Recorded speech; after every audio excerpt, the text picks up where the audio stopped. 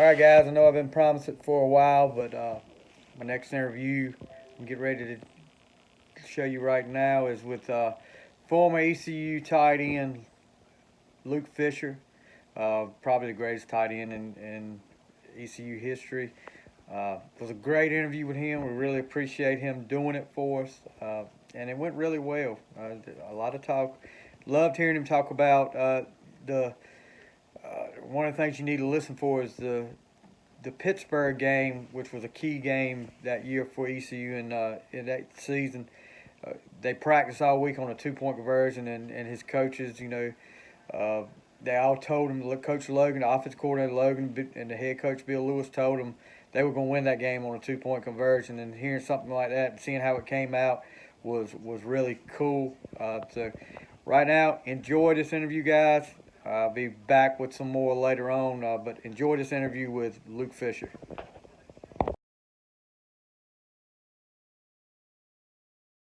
Okay, guys, here today on the Final Score, my next guest is no doubt the greatest tight end in ECU football history. Every ECU fan remembers where they were when this guy made one of the most iconic plays in ECU history, Atlanta Fulton County Stadium, January 1991. I know where I was at. I was sitting at my cousin's house dealing with state fans calling after they built the big lead. But nobody was calling after this touchdown he made.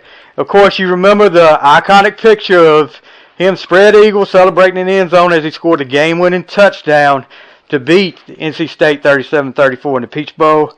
Something ECU fans will never get. He played at ECU from 87 to 91. Also got drafted by the Vikings. Played a little NFL ball, little CFL ball. Welcome to the show, Mr. Luke Fisher. Well, thanks for the intro, Steve. I appreciate it. Oh, there's been a lot of good players coming through ECU, so I don't know about the best tight end that's played there, but again, I appreciate it. Well, I can tell you, I'm not the only one that says that. Greg Grandison sent me a message this morning when I told him I was going to interview you. He said, no doubt, the best tight end in ECU football history. So that's not just coming from me. That's coming from one of your fellow teammates. Well, hey, Greg was a special player himself. I mean, who can't forget the Virginia Tech run back? I mean, that interception was big. That was pretty much the game winner. Yeah. I mean, that sealed the deal for us. I mean, a lot of great players on that 91 team, to be honest with you. And it was just one of those magical seasons. Yeah, you guys were loaded. I mean, defense, offense, that your receiving core. I mean, when you had Hunter Gallimore, Clayton Driver, Deion Johnson. I mean, you guys were just loaded on that, and that offense was explosive. Yeah, it certainly was. I mean, anytime Clayton made some great plays, especially the throw-up ball in the end zone, he'd go up and get it. Hunter made some really nice long catches, surprisingly long catches. He wasn't the fastest receiver, but he would always make plays, and we all did a great job. And then Deion, he was just so exciting to watch. I remember my parents telling me after certain games. I remember we played Temple up in Philadelphia, and I remember he scored a run back. I think he scored a punt return, and a kickoff return in one game. Right. I remember he got hit and did a 360 and didn't slow down one bit. But you're okay. You're originally from New Jersey, right? Yes, I was. So how okay? I know you get recruited out of high school. ECU's in the picture. What other teams were in the picture to get you to come to play for them? Oh, to be honest with you, there was only a couple schools somewhat interested. Temple was somewhat interested in Rutgers. I mean, they were New Jersey school, fairly close to where I grew up and lived, so I guess they were somewhat interested. And, I don't think – I used to lifeguard at the shore for years, and Joe Paterno used to walk the beach. And he wasn't so much interested until a few years later after, I think it was my junior year, but he never used to stop. He would walk the beach and just wave and just walk the beach. And then one particular time he did stop and he threw out like a quick little comment about tight ends or something, which was kind of funny to me at the time. Yeah, from New Jersey, and they're the only two schools other than East Carolina. Well, what convinced you that ECU was your choice? I mean, something had to stick out that made you think that, okay, this is where I want to go? Well, to be honest with you, it was basically it was the first school that I visited, because you get I guess you get 4 or 5 visits. But it was the first one I visited, and I had Temple and Rutgers lined up to visit, but after I went down and visited, and the people were just so darn nice up there, I mean, it was just an amazing deal. I came home and I told my dad, I said, that's it, it's done. I'm going to be a Pirate. Well, that's pretty cool there. So like we said, you didn't always play tight end. A lot of people don't know that. You came in recruited as a quarterback and a linebacker, but they actually for the first 2 years you were a linebacker, right? Yeah, I was redshirted. I was redshirted my first year, and then I played linebacker, and then the first year playing, I actually got some playing time as an outside linebacker. And I thought I did pretty well. The last couple games, I got a chance to play some odd circumstances. I played quite a bit the last game of the year. I think it was against Cincinnati. I ended up with, I think, an interception and a fumble recovery and a sack all in one game. Yeah, that was pretty good. You ended up like a couple of sacks when you played linebacker in your career, a couple of interceptions, I think. And but how did they come to? Well, I mean, I'm sure, was it Coach Lewis that decided he wanted you to come play tight end, or was it before Lewis got there?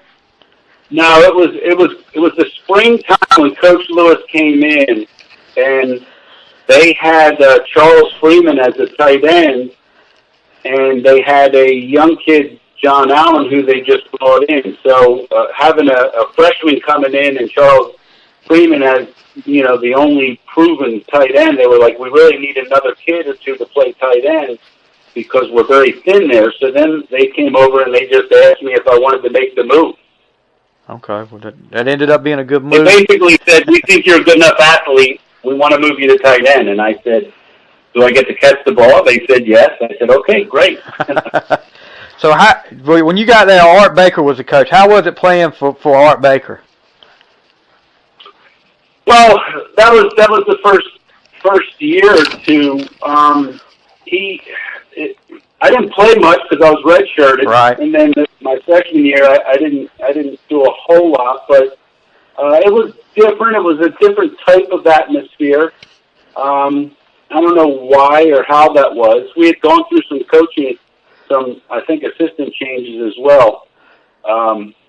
But I don't remember a whole lot of those first years just for the simple fact I didn't play as much. Right. So let's talk about, everybody always talks about the Dowdy-Ficklin crowd in Greenville and how crazy it gets in there. Your first game that you really got to play in, I mean, I know in years past, Jimmy Johnson, when Miami came there, said he never wanted to come back to Dowdy-Ficklin because that crowd was just so crazy. What was it like? What was your first impressions of playing at Ficklin with that crowd? Oh, it was amazing. I mean, it's true. It's really neat. It is such a neat town with the fans are just unbelievable. They've always been unbelievable. Nicest people in the world too. So I mean, you can't say enough about the Greenville fans. You just can't. I mean, they had a lot to do with, I want to say, with our season and giving us confidence and coming back and seeing the fans, especially after playing somebody like Syracuse and it just grew. It got more and more. Just there's so many more people that would show up every time we would come back from a away game. It was just amazing. It was absolutely amazing playing for this guy. Yeah, it's got to be a pretty great place to play for. Even with the situation now, it's kind of sad with what's going on there now. But hopefully, they can get it turned back around in the right direction and get that crowd like it was before. Bill Lewis comes in. What's your first impressions of Bill Lewis? Well, first thing was he doesn't mess around. I remember sitting the very first time we kind of met. We all sat in an auditorium, and he had the entire team, and he was kind of giving his intro speech and stuff and introducing himself. And before he got started with anything, a lot of people don't know, or, I used to wear my sunglasses in my meetings because they were prescription sunglasses from Life Garden. Uh-huh.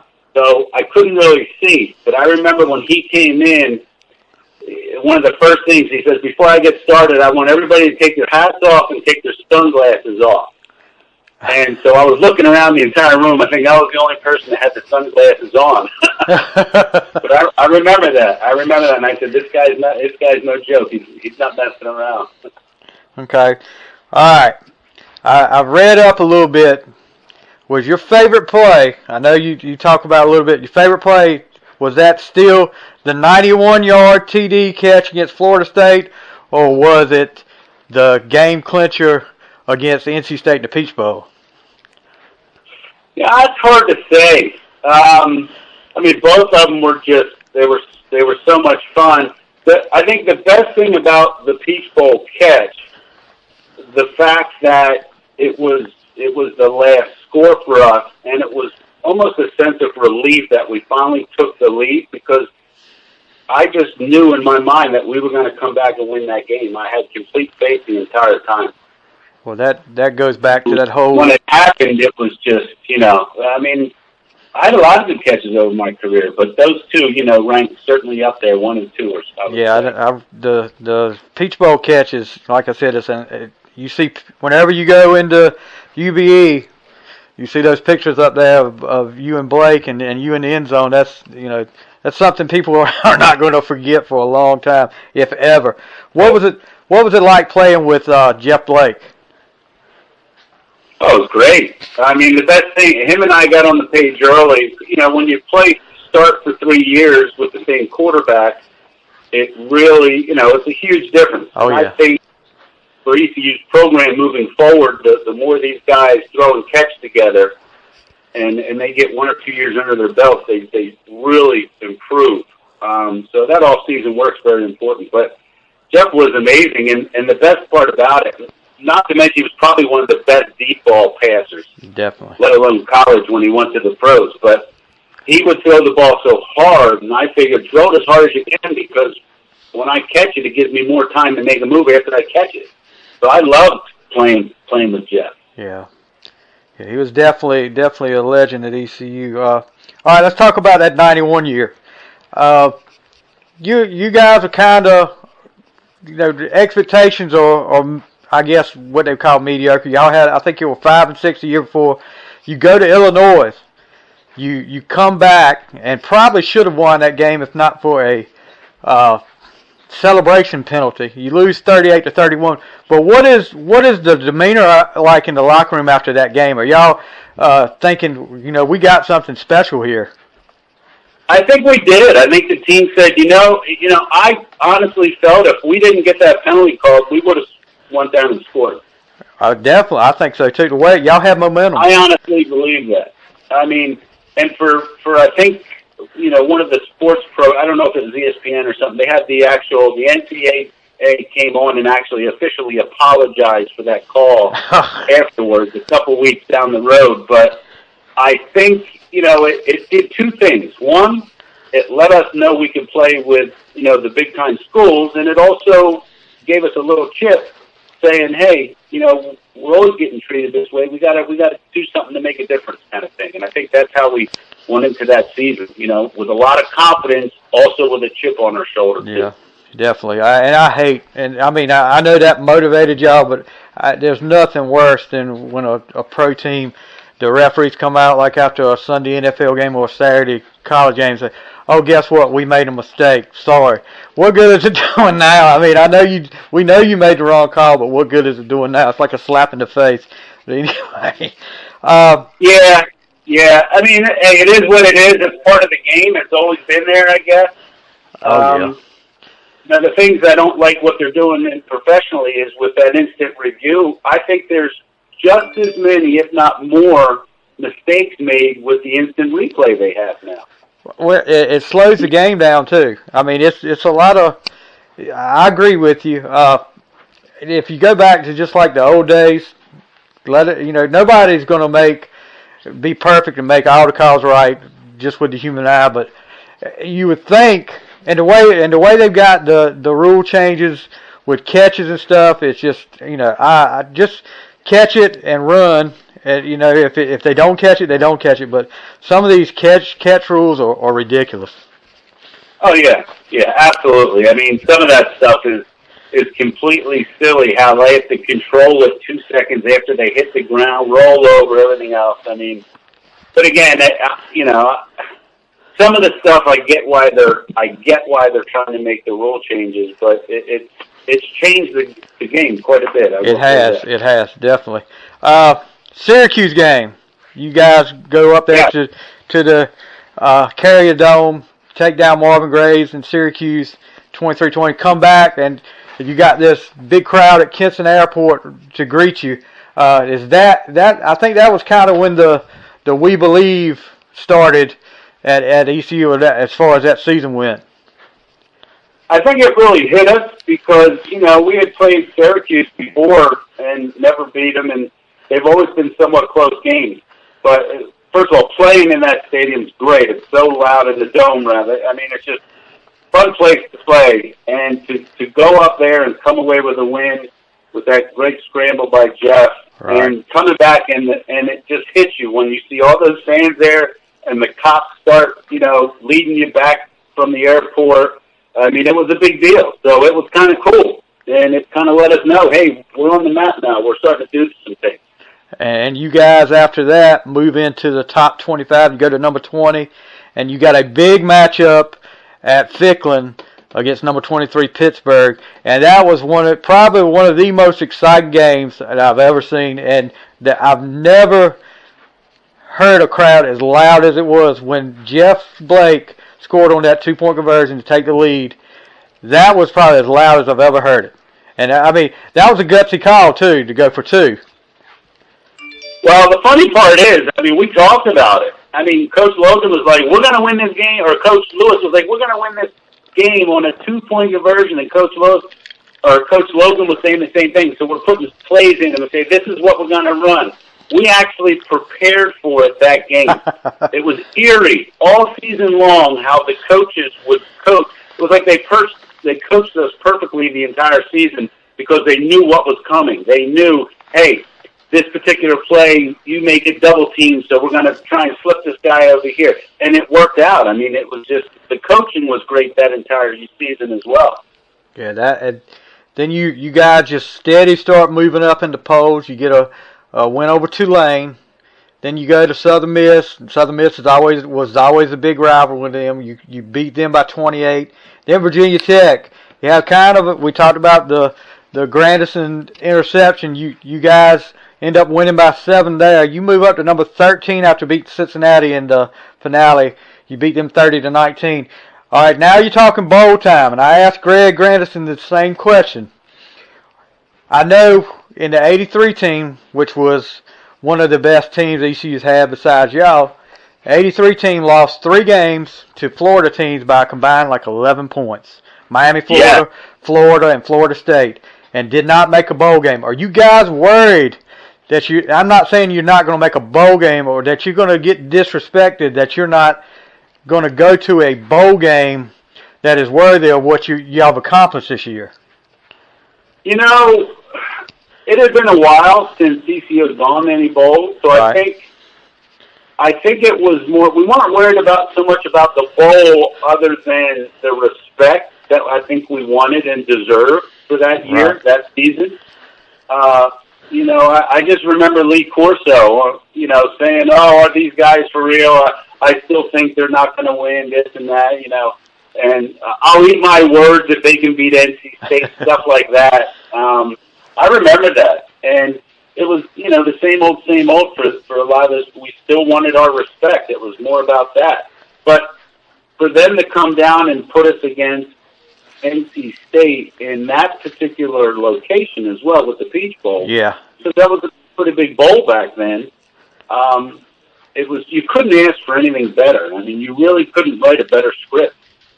So I'm sure you guys were happy when they announced that y'all were playing NC State. I mean, that was probably just like you talk about getting respect all year and the We Believe thing, but getting the ultimate respect by beating somebody like NC State in the Peach Bowl. I'm sure you guys were happy to take on that challenge.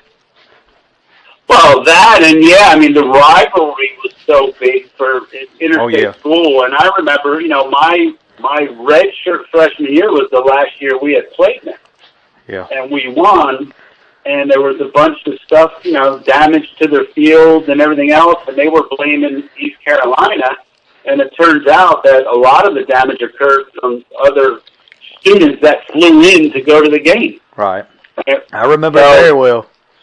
Again, they're blaming us for stuff, so we were bitter about it, and they thought they were too good for us. So it was, like I said, we couldn't wait for that, and to hear that matchup, we were there. I mean, yeah, there was nothing going to stop us.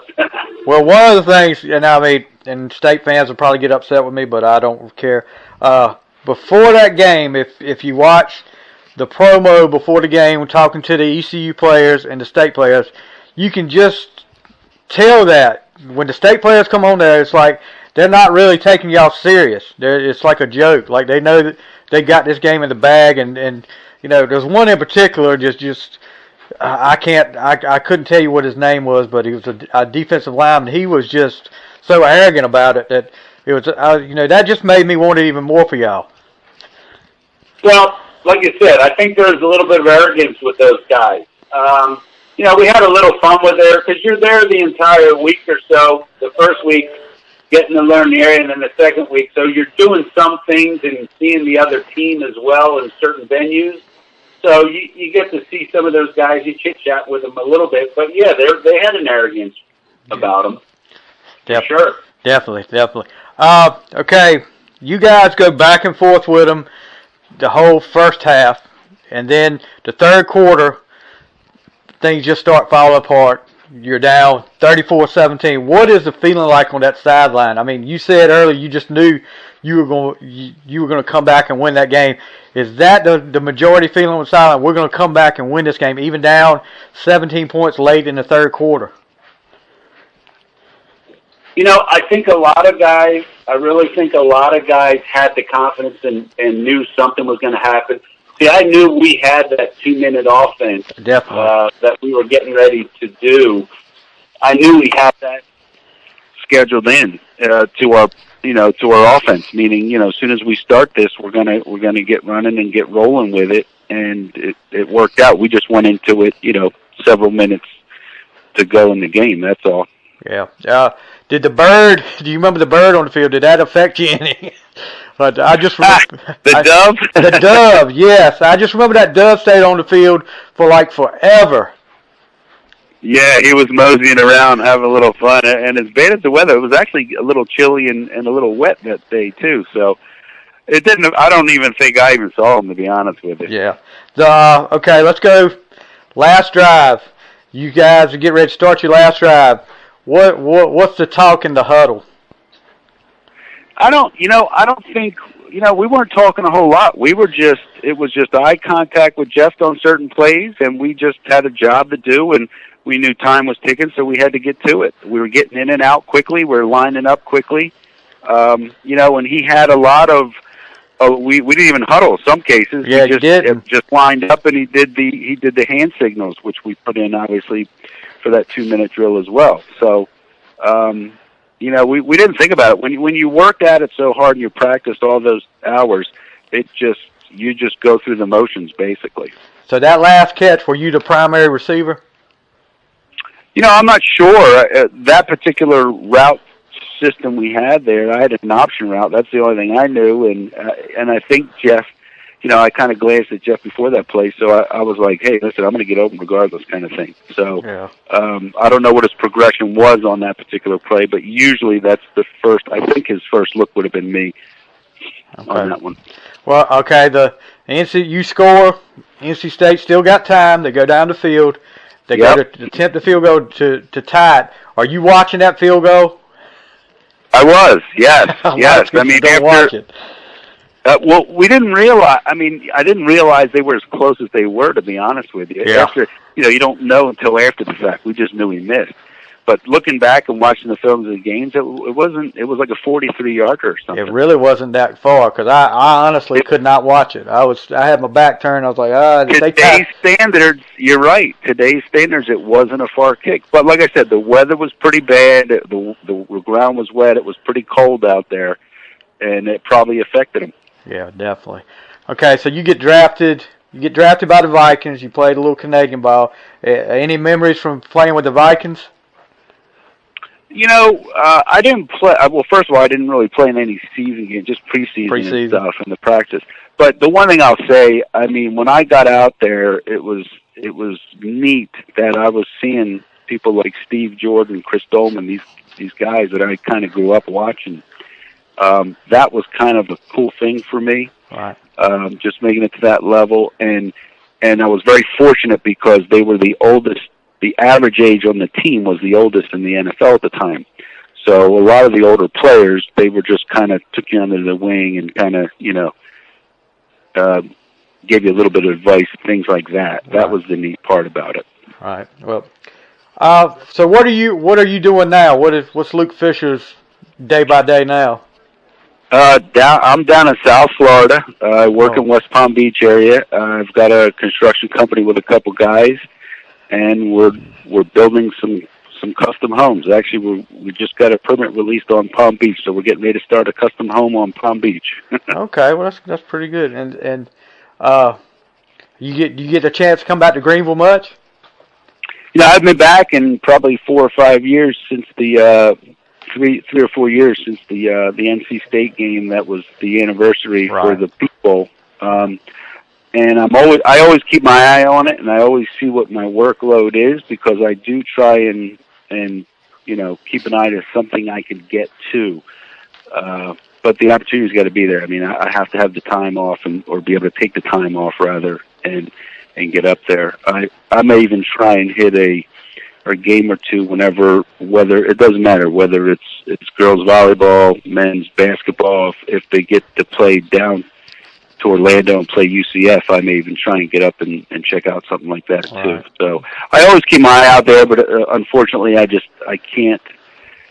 get up there as much as I would like to. Put it that way. Right. Well, I'm not going to take up any more of your time.